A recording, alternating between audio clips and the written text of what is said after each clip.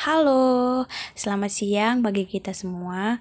Gimana kabarnya teman-teman sekalian? Pastinya dalam keadaan sehat dong. Puji dan syukur kita ucapkan kepada Tuhan Yang Maha Esa, karena berkat dan karunia-Nya kita masih bisa dipertemukan dalam kegiatan perkuliahan ini. Oke, baik langsung saja. Dalam kegiatan ini, kami akan mempresentasikan hasil kerja kelompok kami, yaitu mata kuliah pengantar manajemen yang membahas tentang perencanaan dan pengambilan keputusan yang disusun oleh kelompok 4 yang beranggotakan Belawati, Hanima Rosalia, Aurelia Respinka, Raulina Barus, dan yang terakhir Emia Karina. Perencanaan dan pengambilan keputusan.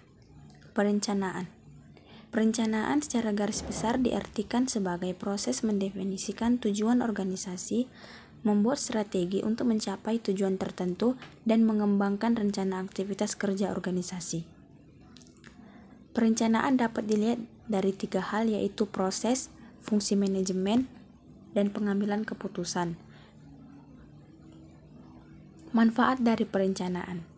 Yang pertama, pengarah organisasi. Yang kedua, minimalisasi ketidakpastian. Yang ketiga, minimalisasi inefisiensi sumber daya. Yang keempat, penetapan standar dalam pengawasan kualitas. Adapun manfaat perencanaan yang lain yaitu sebagai berikut: membantu penempatan tanggung jawab lebih tepat, memberikan cara pemberian perintah untuk beroperasi. Yang ketiga, memudahkan dalam melakukan koordinasi di antara berbagai bagian organisasi. Yang keempat, membuat tujuan lebih khusus, terperinci, dan lebih mudah dipahami. Yang kelima, meminimumkan pekerjaan yang tidak pasti. Dan yang terakhir, menghemat waktu, usaha, dan dana. Persyaratan perencanaan. Adapun persyaratan perencanaan yaitu sebagai berikut. Yang pertama, faktual dan realistis. Yang kedua, logis dan rasional. Yang ketiga, fleksibel. Yang keempat, komitmen. Yang kelima, komprehensif atau menyeluruh. Peran dan tujuan rencana dalam proses perencanaan. Tujuan atau goals pada dasarnya adalah hasil akhir yang diharapkan dapat diraih atau dicapai oleh individu, kelompok, atau seluruh organisasi. Rencana atau plans adalah segala bentuk konsep dan dokumentasi yang menggambarkan bagaimana tujuan akan dicapai dan bagaimana sumber daya perusahaan akan dialokasikan, penjadwalan dari proses pencapaian tujuan hingga segala hal yang terkait dengan pencapaian tujuan. Jenis-jenis rencana. Berdasarkan keluasaan dan waktu pencapaian, ada beberapa jenis-jenis rencana. Yang pertama, rencana strategis. Rencana strategis yaitu rencana yang dikembangkan untuk mencapai tujuan strategis. Tepatnya, rencana strategis adalah rencana umum yang mendasari keputusan alokasi sumber daya, prioritas, dan langkah-langkah tindakan yang diperlukan untuk mencapai tujuan yang strategis. Yang kedua, rencana taktis. Rencana taktis adalah rencana ditunjukkan untuk mencapai tujuan taktis, dikembangkan untuk mengimplementasikan bagaimana bagian tertentu dari rencana strategis. Rencana strategis pada umumnya melibatkan manajemen tingkat atas dan menengah, dan jika dibandingkan dengan rencana strategis, memiliki jangka waktu yang lebih singkat dan suatu fokus yang lebih spesifik dan nyata. Yang ketiga, rencana operasional atau jangka pendek. Rencana operasional atau jangka pendek adalah rencana yang menitik beratkan pada perencanaan rencana taktis untuk mencapai tujuan operasional. Dikembangkan oleh manajer tingkat menengah dan tingkat bawah. Rencana operasional memiliki fokus jangka pendek dan lingkup yang relatif lebih sempit.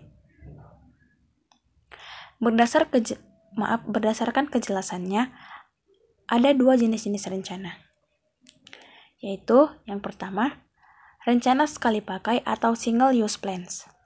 Artinya, dikembangkan untuk melaksanakan serangkaian tindakan yang mungkin tidak berulang di masa mendatang.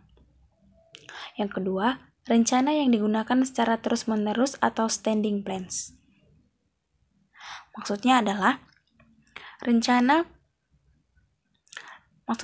suatu rencana jangka panjang meliputi banyak tahun, mungkin bahkan beberapa dekade. Pengambilan keputusan. Hal pertama yang harus dilakukan untuk mengambil keputusan, maka kamu harus mempertimbangkan dengan serius dan diputuskan dengan logis. Keputusan yang diambil harus rasional.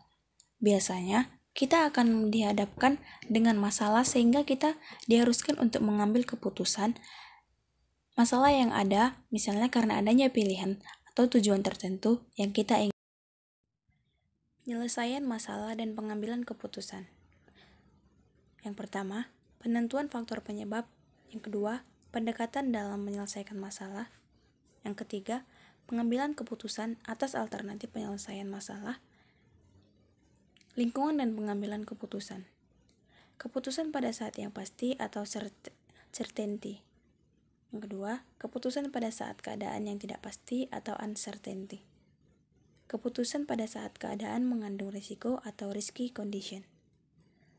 Proses pengambilan keputusan. Investigasi situasi, yaitu meliputi identifikasi masalah, diagnosa penyebab, identifikasi tujuan dari keputusan yang akan diambil. Yang kedua, penentuan alternatif, meliputi identifikasi berbagai alternatif keputusan. Yang kedua, evaluasi belum dilakukan pada tahap ini. 3. Penilaian alternatif dan penentuan keputusan, yang meliputi evaluasi dan penilaian alternatif yang ada. Selanjutnya, penentuan alternatif yang terbaik. 4. Implementasi dan pengawasan. Rencana implementasi dari rencana yang telah dibuat, dan yang terakhir, pengawasan terhadap langkah implementasi. Sekian dan terima kasih. Nah, itu adalah hasil dari presentasi kami. Dalam PPT yang kami kerjakan ini, kami masih mengakui terdapat banyak kekurangan yang belum kami bahas tentang perencanaan dan pengambilan keputusan. Kami harap agar teman-teman sekalian dapat memberikan kritik yang membangun. Semoga pembahasan kali ini bermanfaat bagi kita semua. Terakhir, kami akan membuka 3 sesi pertanyaan. Kepada teman-teman, kami persilakan. Bye-bye.